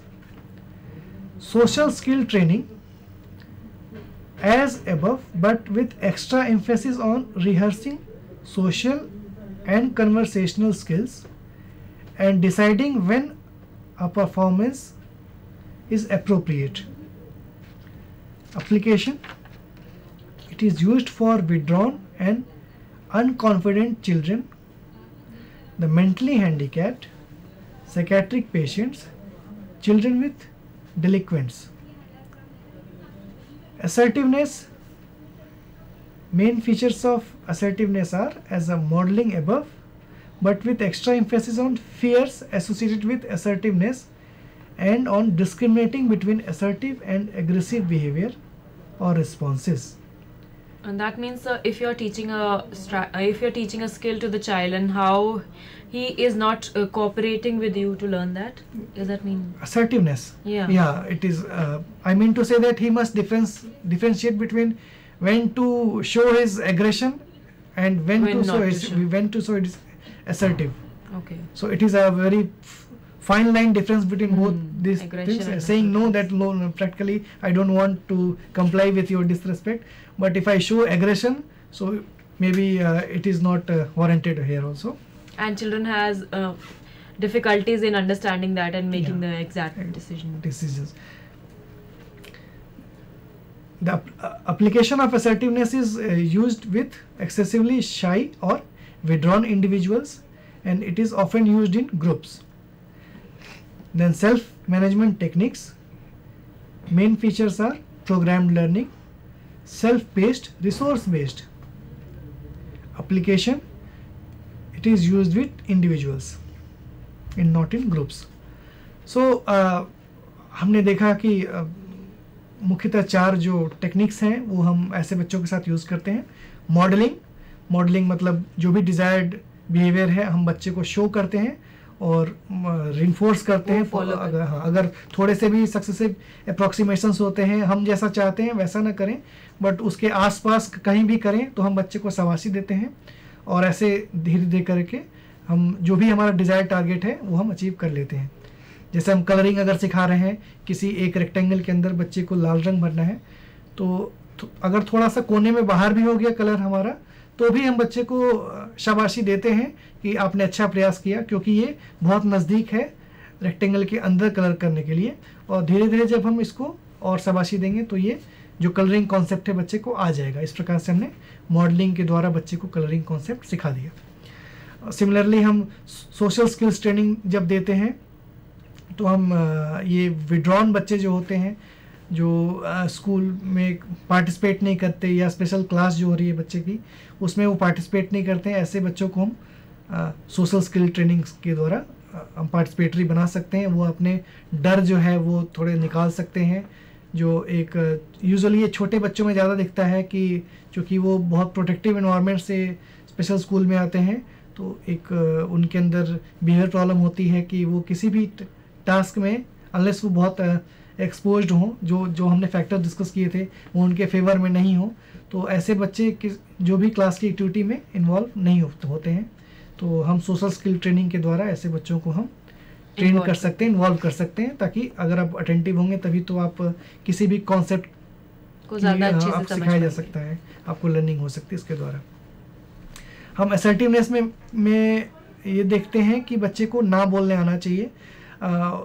ये हमारे बच्चे जो हैं वो जो कि self direction में उतने निपुण नहीं होते हैं, उन्हें कब ना बोलना है और कब हाँ बोलना है, they are not experts in that. So ऐसा बहुत बार होता है कि गलत रिक्वेस्ट भी ऐसे बच्चों के साथ की जाती है जो कि इरेशनल है या अनएथिकल है. ऐसी कोई भी रिक्वेस्ट के लिए बच्चे को ना बोलने आना चाहिए. जैसे स्कूल टाइमिंग के बाद भी बच्चे से कोई काम करा रहे हैं, या विदाउट लंच उसका लंच स्किप हो गया और आप उनको कोई भी एक्टिविटी करा रहे हैं, ऐसी छोटी छोटी चीज़ों के लिए, या कम्युनिटी में भी ऐसे कोई अनइंटेंडेड डिमांड्स होते हैं कि आपको कोई भी सामान जो है उन तक पहुंचाना है, ऐसे जिसका कोई रीज़न ना हो, ऐसे कोई भी डिमांड्स को आपको ना बोलने आना चाहिए. तो ऐसे बच्चों को हम असर्टिव ट्रेनिंग के द्वारा सिखा सकते हैं. बट मुश्किल ये होती है कि असर्टिवनेस और एग्रेशन बहुत ज़्यादा लिंक्ड हैं. तो अगर हर बच्चा आपकी बात नहीं माने तो हम उसको एक पॉजिटिव वे में लुक नहीं करते, हम नहीं देखते. हमें लगता है कि बच्चा गुस्से में है, हमारी बात नहीं मान रहा है. बट बहुत थोड़ा सा डिफरेंस होता है असर्टिव बच्चे में और एग्रेसिव बच्चे में. तो हमें यही जो छोटा सा डिफरेंस है ये बच्चे को सिखाना चाहिए कि असर्टिव होना क्या है. मतलब जो अच्छे डिमांड्स नहीं है, जो बिना ज़रूरत के डिमांड्स हैं उसके लिए आपको ना बोलना है, और जो रीज़नेबल डिमांड्स हैं उसको आपको कंप्लाई करना है. जो भी टीचर बोलता है अगर वो रीज़नेबल है, जैसे आपको ये टास्क करना है, ये कंपटीशन में भाग लेना है, जो कि रीज़नेबल डिमांड्स अगर आप वो करेंगे तो आपकी टीचिंग और अच्छी हो जाएगी. ये सारी चीज़ें हम असर्टिव ट्रेनिंग के द्वारा बच्चे को सिखा सकते हैं. और इस असर्टिव ट्रेनिंग को हमें ज़्यादातर यूज़ तब करना चाहिए जो वोकेशनल एज ग्रुप के बच्चे हैं तब, क्योंकि ऐसे बच्चों में सेल्फ डायरेक्शन का जो कंपोनेंट है, जो बिहेवियरल डोमेन है, वो लैक भी करता है और थोड़ा बहुत कम्युनिकेशन स्किल उनके इन्हांस हो जाते हैं. तो ये बेहतर समझ सकते हैं एग्रेशन और असर्टिव में जो डिफरेंस है, वो ज़्यादा चांसेस हैं कि जो वोकेशनल एज ग्रुप के बच्चे हैं, जो बड़े बच्चे हैं, वो ज़्यादा समझेंगे, ना कि प्री प्राइमरी के छोटे बच्चे. छोटे बच्चों के लिए तो आप जो बोलेंगे वो हर आपका टास्क डिमांड को देते पूरा हैं। कर लेते हैं। सेल्फ मैनेजमेंट टेक्निक बहुत ही अच्छी टेक्निक है और ये हम ज़्यादातर यूज़ करते हैं ऐसे बच्चों के साथ जिनका जो माइल्ड कैटेगरी के अंदर आते हैं या इवन हायर माइल्ड कैटेगरी के अंदर आते हैं और वो अपना पेस ऑफ लर्निंग को खुद डिज़ाइन कर सकते हैं। किस स्पीड से उनको लर्निंग करनी है वो खुद सोच सकते हैं। जैसे अगर किसी बच्चे की IQ 68 या 69 है तो ऐसे बच्चों को हम इजीली टाइपिंग सिखा सकते हैं। उनको 24 घंटे किसी इंस्ट्रक्टर की ज़रूरत नहीं है कि नहीं आप इस वर्ड में ये गलती कर रहे हैं, आपको कंप्यूटर के साथ ट्रेनिंग में ये दिक्कत आ रही है। तो ईजिली हम सेल्फ इंस्ट्रक्शन ट्रेनिंग के द्वारा ऐसे स्किल सिखा सकते हैं या at the same time self instruction training के द्वारा प्रॉब्लम बिहेवियर उसको हम रिड्यूस कर सकते हैं। नेगेटिव जो आप प्री ऑक्यूपाइड रहते हैं नेगेटिविटी में, ऐसी कोई भी चीज़ को हम सेल्फ इंस्ट्रक्शन ट्रेनिंग अगर हम यूज़ करें तो हम कम कर सकते हैं। ओके सर, तो अभी तक हमने जाना बेसिकली क्या क्या करिकुलम को जब हम डिज़ाइन करते हैं तो हम कौन कौन सी फाउंडेशंस को ध्यान में रखते हैं। उसके बाद हमने करिकुलम डिज़ाइंस के बारे में जाना और उसके बाद हमने किस तरीके से लर्नर को या फिर एक बच्चे को क्या क्या आसपास की चीज़ें, उसके कम्युनिटी, उसका सोशियो इकोनॉमिक लेवल कैसे इफ़ेक्ट करता है और एक टीचर के लिए ये जानना उस करिकुलम प्लानिंग से कितना ज़रूरी होता है, ये हमने जाना। उसके बाद हमने बात की टीचिंग लर्निंग प्रोसेस की या फिर एक टीचर को कि कौन कौन सी स्ट्रैटेजीज़, जैसे कि हमें सर ने बताया कि कौन कौन सी अच्छी स्ट्रैटेजीज़ हैं जिनको हम यूज़ करके अपनी लर्निंग को या फिर बच्चे को जो भी हम सिखा रहे हैं उसको और इफ़ेक्टिव बना सकते हैं। इसी के साथ जारी रखेंगे हम एक छोटे से ब्रेक के बाद।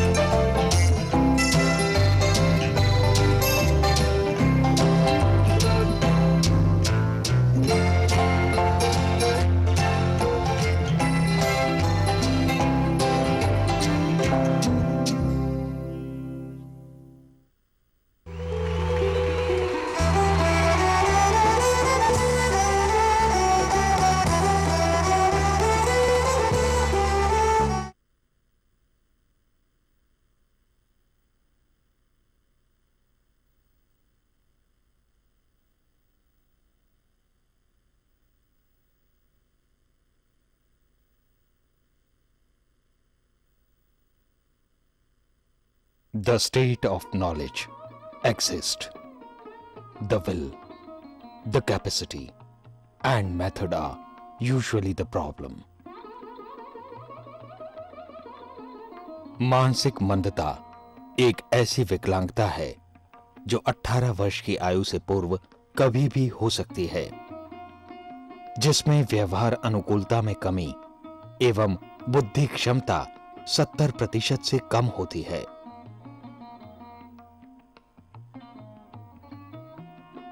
Alone we can do so little.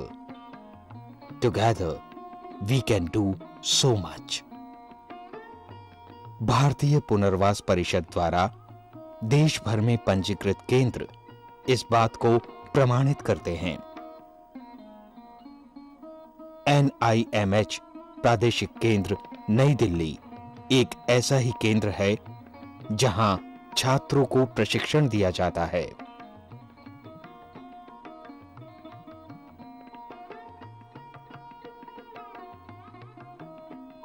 जिसके उपरांत वे मंदबुद्धि बच्चों की सेवा में नियुक्त होते हैं। क्लासरूम टीचिंग, ग्रुप टीचिंग एवं भारतीय पुनर्वास परिषद के नव शिखर चैनल पर प्रसारित टेलीकॉन्फ्रेंसेस द्वारा संबंधित विषयों पर विस्तार पूर्वक ज्ञान दिया जाता है। Medical, occupational therapy, physiotherapy,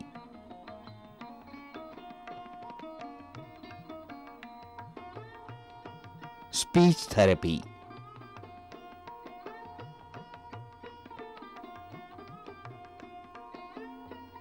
psychology और स्पेशल एजुकेशन जैसे क्षेत्रों में छात्रों को प्रशिक्षित किया जाता है।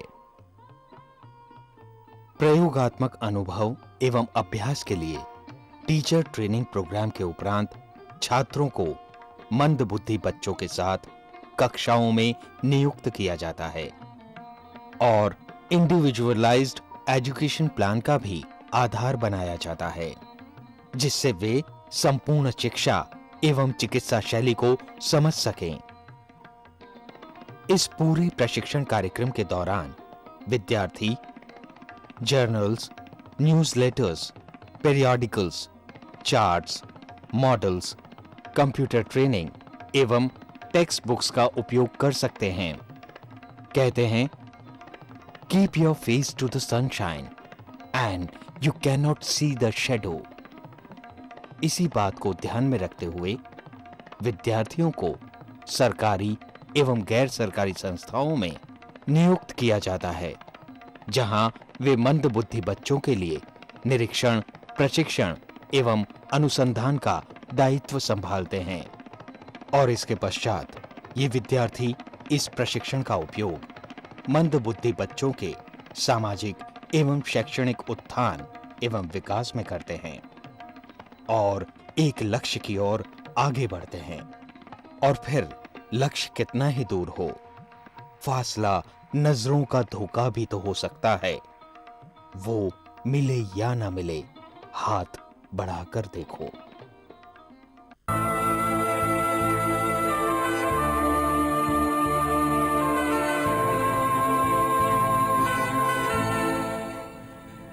Welcome back. अगर आप हमारे एक्सपर्ट से कोई भी सवाल पूछना चाहते हैं या कोई भी राय लेना चाहते हैं तो आप कॉल कर सकते हैं हमारे कोर्स नंबर जो है 1800112008। हमारा फ़ोन नंबर है 265116113 और हमारा फैक्स नंबर है 265116009। अधिक जानकारी के लिए आप लॉग ऑन कर सकते हैं हमारी वेबसाइट पर जो है Rehab Council, that is REHABCOUNCIL.nic.in। तो हम बात कर रहे थे करिकुलम के बारे में। हमने वेरियस एस्पेक्ट्स के बारे में जाना जिनको हम ध्यान में रखकर करिकुलम डिज़ाइन करते हैं। उसके बाद अभी हम ब्रेक पे जाने से पहले हम डिस्कस कर रहे थे कि कौन कौन सी स्ट्रैटेजीज़ हैं जो टीचर्स को यूज़ करनी चाहिए अपनी लर्निंग को और इफ़ेक्टिव बनाने के लिए। तो आइए आगे जानते हैं हमारे एक्सपर्ट से। और हम देखते हैं कि डिफरेंस हम थोड़ा सीखते हैं लर्निंग के बारे में कि learning as a process, how it is related to content of the learning and process of the learning. So teaching is imparting of knowledge and skills, it is related to content and it is also related to process of teaching. Teaching is also helping the students learn thinking process. Learning process, knowledge is comprehended, then if it is applied, it leads to analysis of the knowledge, and then it is synthesized, and then evaluation of assessment. Assessment or evaluation is done. Assessment is prior to learning and evaluation is after the learning. So it is a repetitive cycle for knowledge. By knowledge we mean that it is thinking skills. It includes factual, that is seeking and recording facts, research, rational, organization, forming rules, justification, insightful, alternative perspectives, innovation, ideas, evaluative, stating preference with argument or justification, critical, similar to rational and evaluative, ability to critique a process or determine appropriateness of a result. We should look at learning cycle for skills. First imitate, then the child practice. After practice the child increases efficiency, then he performs automatically. Afterwards he applies the knowledge and demonstrates. So this is the learning cycle for teaching skills.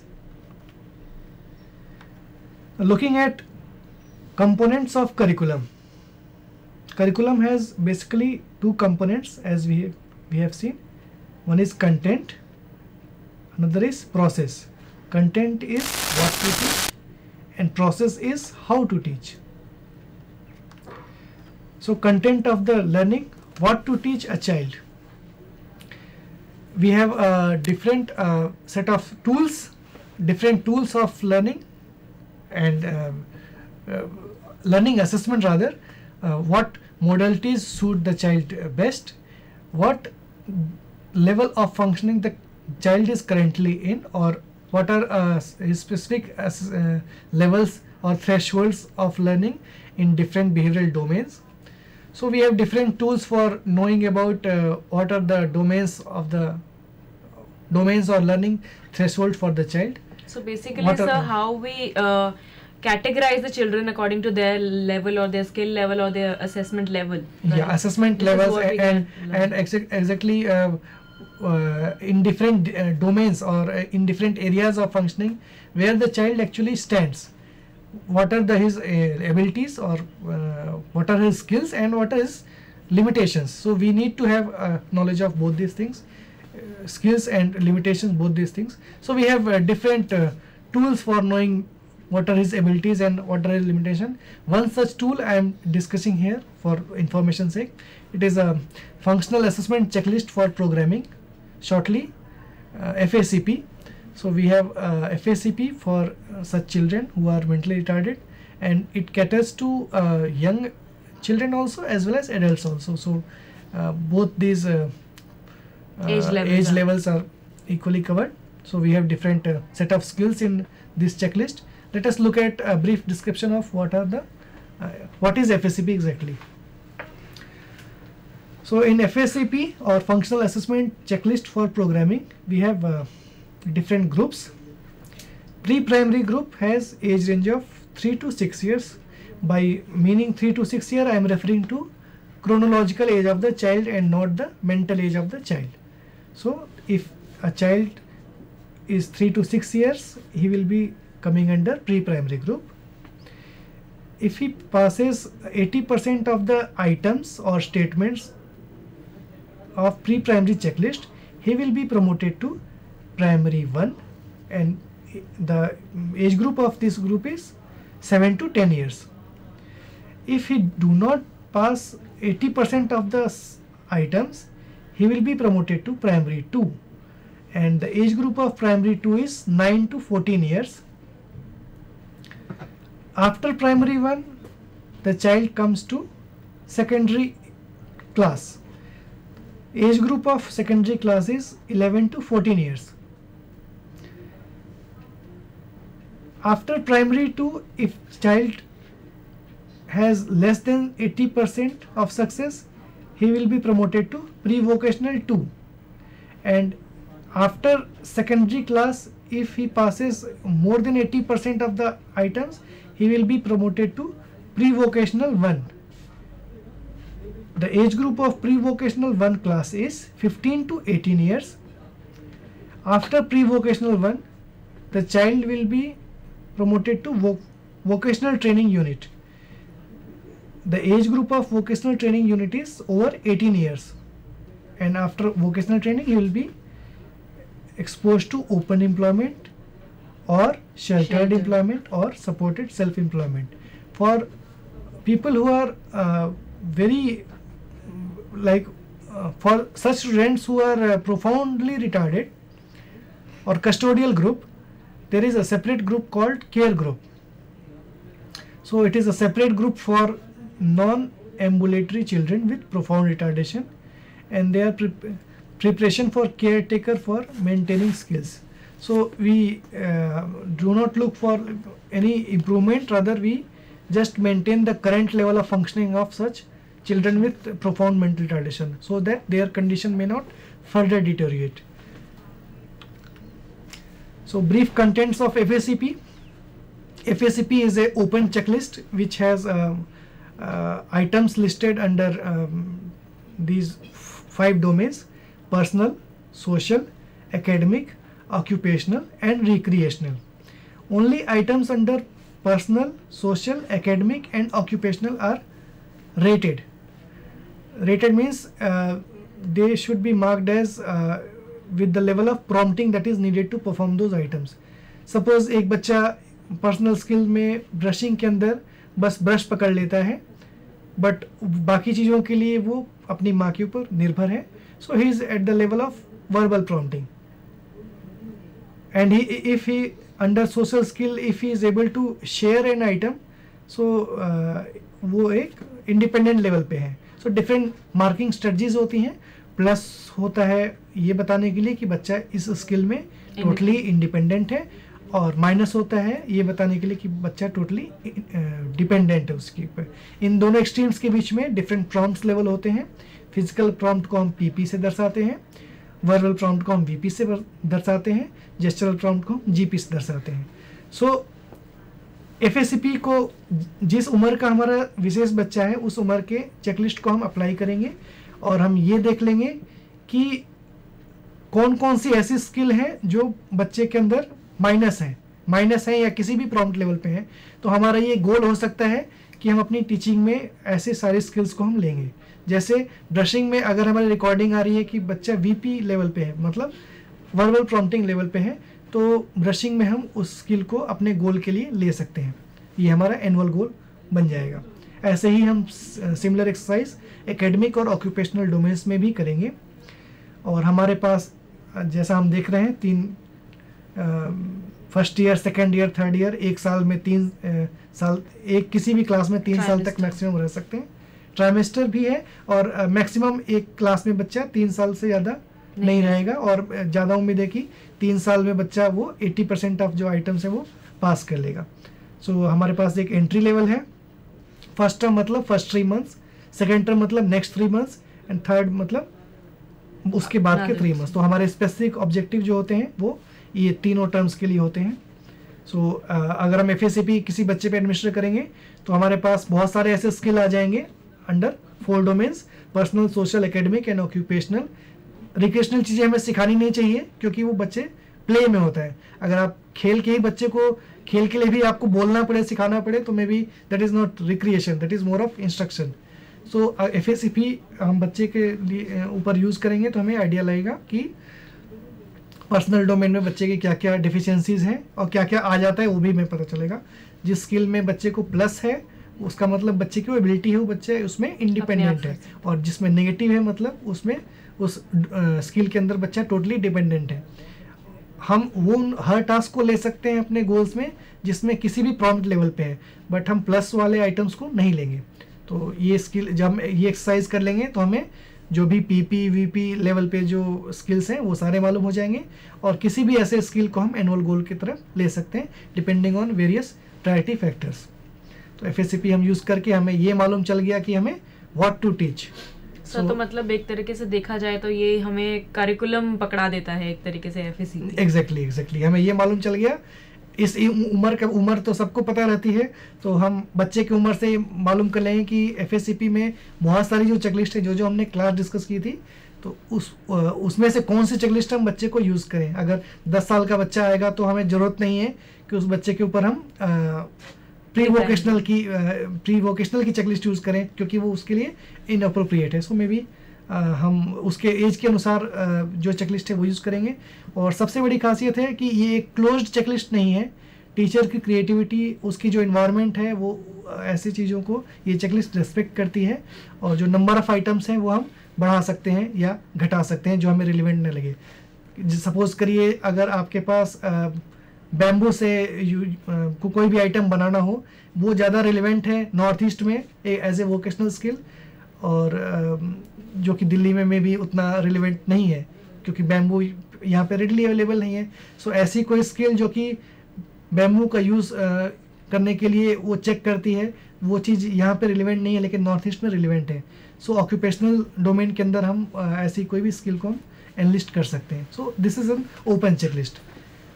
तो एफएससीपी use करने के बाद हमें एक idea लग गया कि what should be the content of annual goals हमारे क्या हो गए, और ये परसेंटेज के रिस्पेक्ट में होता है. हम ग्राफिकल इसका इलस्ट्रेशन भी कर सकते हैं, मतलब नंबर ऑफ आइटम्स बटा डिवाइडेड बाय जितने इंडिपेंडेंट हैं. तो अगर हम इसमें इंडिपेंडेंस दिखा सकते हैं कि इतने 10 में से 5 आइटम्स उनको आते हैं, that means 50% is independent. So personal domain में 50% इंडिपेंडेंट है. इसको हम बार ग्राफ के रूप में दिखा देंगे तो maybe it is also more interesting. Then we have IP made after we have got our Goals. annual goals. So we must make IPs. IPs have two parts, part A and part B. Part A is for whole year, academic year, and part B is for one trimester, like first 3 months. We have seen in the FSCP format that 3 महीने के लिए एक format होता है, next के बाद change हो जाएंगे. सो एक टर्म के लिए उसके बाद फिर से हम इवेल्युएट करते हैं बच्चे को और खुद को कि हमारी जो स्ट्रेटजीज हैं वो ठीक है नहीं है, या बच्चा कहीं लैग कर रहा है, किसी एक प्रॉम्प्ट लेवल पर ही अटक गया है. ऐसी जितनी चीज़ें हैं उनके लिए हम एक स्पेसिफिक ऑब्जेक्टिव को हम चेंज करते रहेंगे. So let us look at what is the IP format A और part A of the IP. So this is ITP or IP for used in NIMH MSCC.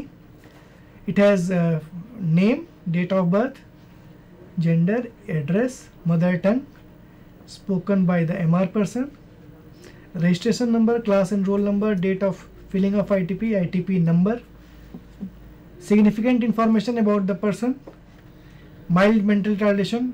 Here educational classification may also be included if IQ is not available, associated condition and referrals if any. Then goals. So goals here means annual goals that we have got after applying FSCP. So we will list all such goals wherein the child is not achieved plus mark, where he is even little bit dependent, which must take all such activities as our goals. Staff responsible. Sir, so part A basically consider the basic requirement like कि child का enrollment number क्या है, जो उसकी basic information है वो हम part A में रखते हैं. जी, और आप यहाँ पे बहुत सारी ऐसी चीज़ें देखेंगे जिसको हमें लगेगा कि like at the time of case history taking हम सोच सकते हैं कि नहीं ये क्या मायने रखता है कि आपके पिताजी उस समय गुजर गए थे जब आप छोटे थे. It may be irrelevant factor at the time of case history only, but if we can see here हर एक फैक्टर जो है वो इम्पोर्टेंट है. सो केस हिस्ट्री से हम अगर आप इसको लिंक करके देखें टाइम शेयर करनी चाहिए. अब हम आते हैं अपने पार्ट बी के डिस्कशन पे. Let's see what is in IP part B. So this is the format of part B used in NIMH model special education centre. Skill is a broader term. Counting objects up to 10. Present level or baseline. Can follow verbal instructions in Hindi. Specific objective when given beats and asked by the teacher to count. He will count beats up to 10 after training support for 3 months with 80% accuracy.